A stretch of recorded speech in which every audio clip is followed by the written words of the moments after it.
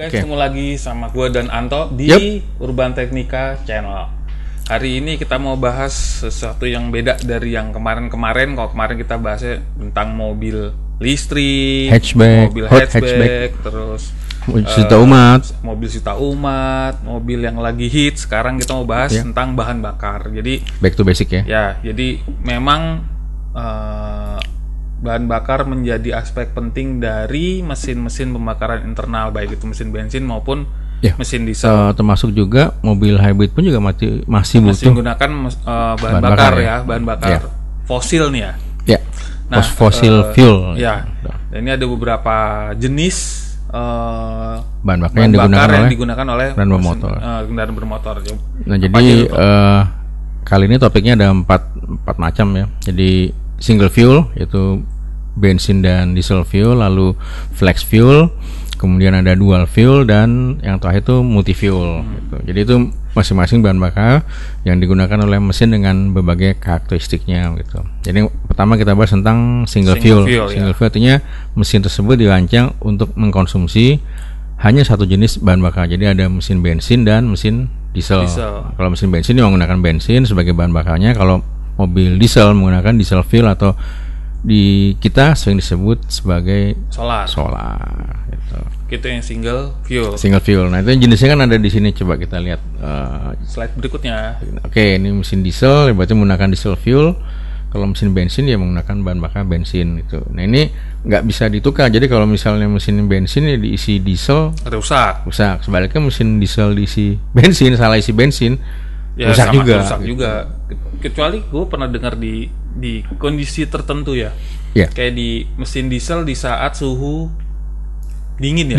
Kemudian dia bakal susah start gitu kan. Betul. Ada yang sempat gue baca atau gue dengar, lu tetesin aja bensin ke tangkinya, biarin dia nanti bensinnya memecah si solar itu. Jadi akhirnya gampang terbakar. Tapi memang nggak bisa dalam jumlah gitu banyak dan harus dikit banget jumlahnya. Tapi memang salah satu masalah di diesel fuel itu kan beku pada suhu dingin. Tetapi belakangan terutama terutama diesel fuel yang dijual di negara-negara 4 musim itu ditambahkan aditif yang namanya anti beku. Oh, anti freeze. Ya, anti beku. Jadi pada suhu dia masih bisa digunakan oleh mesin dieselnya, walaupun memang butuh pemanasan awal karena mesinnya sendiri dan olinya kan juga cenderung beku, apalagi kalau di daerah Siberia misalnya minusnya kan minus 30, 40 gitu. Oke. Nah, nggak bisa tuker-tukeran, pasti nggak bisa kan kalau ini. Ada beberapa kasus kan di pom bensin di sini kan. Iya, salah isi, kemudian ya jadi mesti dikuras lah. Yang paling enteng tuh dikuras doang, tapi kalau udah sempat masuk mesin rontok, ruang bakar ya hasilnya gawat kan. Overhaul ya, minimal overhaul. Oke. Ya, slide berikutnya. Nah, ini contoh kendaraan militer. Ini truknya M35 Reo, dan ini menggunakan mesin dengan kemampuan multi fuel. Basicnya mesin ini menggunakan diesel compression ignition. Jadi desain dasarnya menggunakan mesin diesel compression ignition, tapi dia bisa menggunakan bensin, menggunakan kerosin, minyak tanah, bahkan jet fuel. Ada perbandingannya, kalau misalnya dia menggunakan bensin sekian liter solar dan sekian liter bensin. Kemudian kalau misalnya minyak tanah sekian liter solar, sekian liter minyak tanah. Atau misalnya pakai jet fuel atau bahan bakar pesawat after. Nah, ada hasilnya juga, misalnya diesel fuelnya sekian, perbandingannya menggunakan jet fuel sekian. Ini populer di zaman Perang Vietnam dulu. Tetap harus ada bahan bakar dieselnya kan. Betul. Nggak bisa murni pakai adanya bahan bakar jet fuel nih, cemplungin langsung, nggak bisa kan? Enggak. Karena bahan bakar yang diesel fuel itu punya properties khusus yang pelumasan. Iya. Dan itu yang dibutuhkan oleh si mesinnya. Tapi ya sekarang dengan standarisasi bahan bakar, terutama di militer kan sekarang pakai diesel fuel semua. Jadi kapabilitas multi fuel itu bukan lagi yang sesuatu yang penting gitu. Bukan sesuatu yang diperlukan lagi. Betul. Kalau dulu kan zaman Perang Vietnam ada Jeep utility yang bensin, lalu ada truknya pakai diesel. Nah, sekarang bolak-balik karena masalah logistik ribet, ya akhirnya dibuat mesin yang multi fuel. adanya bensin ya udah dicampur dengan solar, ayo masuk. Gitu. Kemudian ada bahan bakar pesawat yang tersisa bisa masuk digunakan. Ya. Gitu. Tapi dengan adanya kemampuan multi-fuel ini berpengaruh dengan durabilitas dan usia pakai mesinnya sendiri nggak sih? Kalau dia terlalu sering menggunakan bahan bakar yang bukan aslinya, misalnya campuran bensin dan diesel fuel, memang interval service-nya lebih pendek. Kalau biasanya 10.000 misalnya, ini tiap 5.000 harus dibersihkan filternya, saluran bahan bakarnya, atau beberapa misalnya filternya diganti seperti itu. Memang rata-rata kendaraan militer seperti ini kan punya interval service yang cenderung pendek kan. Iya, karena kondisi penggunanya yang ekstrim gitu. Bukan jarak tempuh tapi working hour kan. Ya, jam kerja mesin. Jam kerja mesinnya. Oke, ini dari multi-fuel. Ini multi-fuel. Oke, next. Nah, ini flex fuel. Kalau pengertian flex fuel itu artinya bahan bakarnya masih satu jenis single fuel. Jadi seperti bensin tapi dicampur dengan biofuel. Etanol ya. E5 sampai E100 bahkan ya. Kemudian kalau yang buat diesel kan B5 sampai B100 ya sekarang. Ini kenapa disebut flex fuel, karena mesinnya mempunyai kemampuan untuk menggunakan bahan bakar yang fleksibel, jadi tidak melulu 100% bensin fuel, fosil fuel. Jadi ada nabatinya dan fosilnya. Ini populer di Brazil ya, dan ya Amerika Latin yang banyak ya, Brazil, Argentina, Brazil gitu. Nah, kebetulan memang di Brazil sendiri kan juga mereka produksi tebunya berlimpah. Iya, jadi buat etanol ya, bahan dasar etanol ya. Daripada dibuang setelah jadi gula ternyata masih surplus, ya sudah diolah menjadi flex fuel. Dan di Brazil sendiri itu pemerintahnya memberlakukan pajak insentif buat kendaraan-kendaraan yang mesinnya mempunyai kemampuan flex fuel. Jadi makin tinggi misalnya E20, E30 pajaknya makin bagus. Makin terjangkau lah ya. Betul. Jadi kalau misalnya mesinnya bisa E100 ya berarti pajaknya makin rendah lagi kan. Iya, betul. Jadi bahan dasar etanol tuh si tebu itu. Di Brazil ya. Di Brazil tebu, tapi selain tebu apa lagi sih? Jagung. Kalau Amerika Serikat menggunakan jagung, kan mereka punya ladang jagung. Ya, cornfieldnya luas. Cornfieldnya kan luas. Nah, kemudian setelah dijadikan makanan dan lain-lain, sereal biasanya ya. Betul. Ternyata masih surplus. Ya sudah, sekarang dijadikan apa nih selain makanan dan minyak ya, minyak goreng, digunakan sebagai bahan baku untuk pembuatan flex fuel. Jadi sebetulnya Indonesia juga bisa menggunakan ini ya. Jadi mengurangi impor, mengolah bukan limbah tapi bahan bakunya kita masih punya. Contoh minyak jarak ya, minyak jarak. Gitu. Jadi buat nelayan kan tidak usah beli diesel fuel kan yang mahal kan, mereka bisa olah sendiri bahan bakunya jarak. Betul. Bahkan kayak minyak jelantah pun juga bisa diolah. Bisa kan mungkin disaring lagi, ya, kemudian difiltrasi lagi, dimunikan lalu diolah kembali sehingga bisa digunakan sebagai bahan bakar mesin. Ya, betul. Oke, ini sudah di flex fuel. Berikutnya. Jadi Indonesia udah ada ya? Tapi masih kadarnya masih kecil, E5, B5 gitu. Karena memang balik lagi beberapa kendaraan asal Eropa itu mensyaratkan maksimal tuh B7.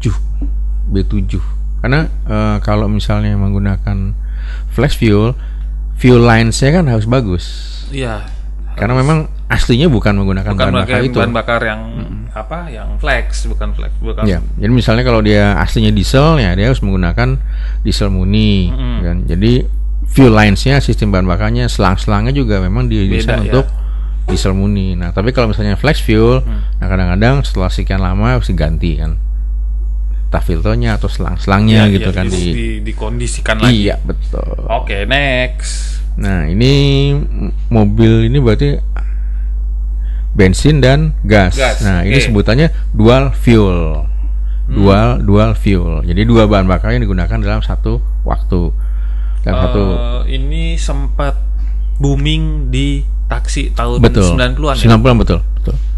Jadi LPG ya? Ya, betul, LPG. Jadi di sini kan tabungnya gede, ini jenisnya kan CNG nih, compressed natural gas. Jadi gas alam yang dikompresi dengan tekanan misalnya 200 bar seperti itu. Tapi penggunaannya itu tidak misalnya satu waktu misalnya bensin dan BBG sekalian itu. Tapi misalnya setelah sampai bahan bakarnya itu misalnya dia awalnya menggunakan BBG, diisi full, setelah jalan sekian ratus kilo, tinggal seperempat, ya udah matikan, pindahin switching ke bensin gitu. Nanti begitu sampai di SPBU dia bisa ngisi bensin atau BBG-nya sekalian gitu. Nah, kenapa disebut dual fuel? Karena mesinnya sudah dikonversi sehingga bisa menggunakan dua jenis bahan bakar, gas dan bensin misalnya gitu, atau misalnya gas dan diesel. Tapi tantangannya bagi pemilik mobil yang menggunakan dual sistem fuel, ini, dual fuel ini, terutama yang tabung gas ya. Emang ini apa namanya sangat ngambil tempat banget gitu tabungnya. Betul. Salah satu keluhan yang utama kalau menggunakan BBG jenis CNG itu tabung gasnya gede banget itu. Jadi kalau mobil seperti Avanza paling tinggal dua baris bangku ketiga nggak bisa hilang dimakan ini. Iya, terus space buat bawa barang juga keganggu juga. Kalau bis nggak apa-apa kan, dia di kolong ya. Kalau ini memang harus di ruang penumpang. Tetapi ada beberapa negara yang memberikan keringanan. Coba desain dari awal dual fuel itu nggak apa-apa. Dalam artian gini, tangkinya itu nggak dimasukkan di ruang penumpang, tapi di kolong. Jadi di kolong diselipin. Contoh di Thailand kan ada beberapa taksi yang memang aslinya itu BBG. Gue sebut nama aja, misal Nissan dual fuel untuk taksi. Itu dari nol memang dirancang sebagai mobil BBG dan bensin, sehingga tabung BBG-nya tidak di ruang penumpang tapi di kolong. Memang tidak terlalu besar daya tampungnya, tapi udah disesuaikan buat kebutuhannya sih. Kalau ini kan memang aslinya kan mobil peminum bensin kan, kemudian dikonversi, nah begini jadinya. Kecuali dari awal memang dirancang pakai BBG dan bensin, tangkinya mungkin sebesar ini, tapi bisa diatur di kolong. Tidak ganggu kargo area atau ruang penumpang ruang penumpang gitu. Betul. Oke. Ini yang flex fuel. Nah, kalau menggunakan flex fuel. Dual fuel. Nah, ini masalahnya adalah biaya conversion kitnya masih mahal, dan kemudian juga harus melakukan service berkala yang lebih sering. Jadi kalau misalnya mesin bensin menggunakan ini, oktannya kan tinggi, jadi kering jadinya ya. Betul. Ruang bakarnya jadi kering ya. Kadang-kadang pistonnya klep yang klepnya seatingnya jadi lebih sering diganti, kemakan karena kering. Ya memang secara emisi gas buang pasti bagus ya betul. Kan. Kalau dia menggunakan BBG tapi maintenance-nya harus lebih sering intervalnya, karena itu tadi banyak komponen dalam mesin yang kemakan karena terlalu tinggi oktannya. Gitu. Kalau tadi ini kan dual fuel, kalau yang flex fuel itu apakah punya resiko yang sama dengan dual fuel ini, mengingat bahwa kalau di flex fuel kan yang jadi masalah saluran bahan bakarnya yang sering diganti. Kalau di sini komponen di dalam mesin dan kemudian sistem induksinya, busi misalnya, kemudian sistem injeksinya gitu. Kalau di flex fuel dia kan selang-selang atau pipa-pipanya itu yang mesti sering diperhatikan, sama fuel filter. Betul. Jadi yang satu jalan dari tangki ke mesin, kalau yang di sini bukan mesinnya, di mesinnya. Karena si gas ini kan langsung ke langsung diinjeksikan ke induksi ke sistem induksinya, entah injeksi atau kalau dulu tahun 90-an karburator. Nah, konsumsi bensin apakah jauh lebih efisien pakai bahan bakar BBG bensin atau BBG? Waktu itu yang pernah gue tanya ke supir taksi, mereka ngeluh karena memang harganya lebih murah. Liter setara premium. Jadi misalnya kalau bensin itu 6.000 waktu itu ya, 6.000, BBG cuma 3.000, lebih murah secara harga. Tapi kalau konsumsi bahan bakar, banyak supir taksi yang mengeluh, boros pak pakai BBG gitu. Tapi sebetulnya kalau menurut beberapa ahli mesin itu masalah di settingan mesinnya gitu kan. Mesin butuh waktu dari bensin pindah ke BBG, atau kalau dari awal BBG pindah ke bensin. Nah, perubahan injection timing, kemudian ignition timing, nah itu kan memang butuh pengaruh tuh. Apalagi juga ECU-nya juga harus disetel menggunakan dua jenis bahan bakar kan. Jadi mestinya idealnya sih nggak switching si bahan bakar aja, ya, tapi juga ecunya juga ada apa namanya itu program ecunya ya, program engine managementnya harus kalau dia ganti dari bensin ke BBG ya harusnya kan mappingnya berubah. Mappingnya berubah. Kecuali memang dari awal dedicated untuk BBG, misalnya seperti bis BBG itu udah pasti satu setelannya. Ada next lagi? Rasanya tadi 4 ya udah ya? Udah 4 sih. 4 ya? Udah selesai. Oke. Habis berarti yang masih lazim di Indonesia adalah ini. Flex fuel kalau ini relatif di kendaraan bis saat ini bis ya. Banyak kan bis itu. Kalau taksi udah nggak ada kan? Taksi sudah aja karena biaya konversi satu, kemudian biaya konversi mahal, kemudian juga yaitu waktu pengisiannya lama dan yaitu perawatannya ya. Betul. Dan kemudian juga infrastruktur dalam artian stasiun pengisian gasnya kan berjauhan. Iya, lebih gampang ketemu pom bensin daripada pom gas kan. Iya benar. Iya. Ya gitu kan, kalau di pom gas satu ngisi itu 1 jam, nanti ngantri kepanjangan ganggu lalu lintas juga. Ya. Dan lagi satu lagi, kalau pengisian itu tekanannya kurang, ya lama. Volumenya juga nggak banyak ya. Misalnya kapasitas tangkinya ini 100 liter. Nah, sekarang ternyata tekanan waktu injeksi nggak maksimal. Isinya udah 1 jam tapi hanya keisi setengahnya aja. Iya, udah habis waktunya kan. Iya, habis waktunya dan pengisiannya nggak bisa maksimal.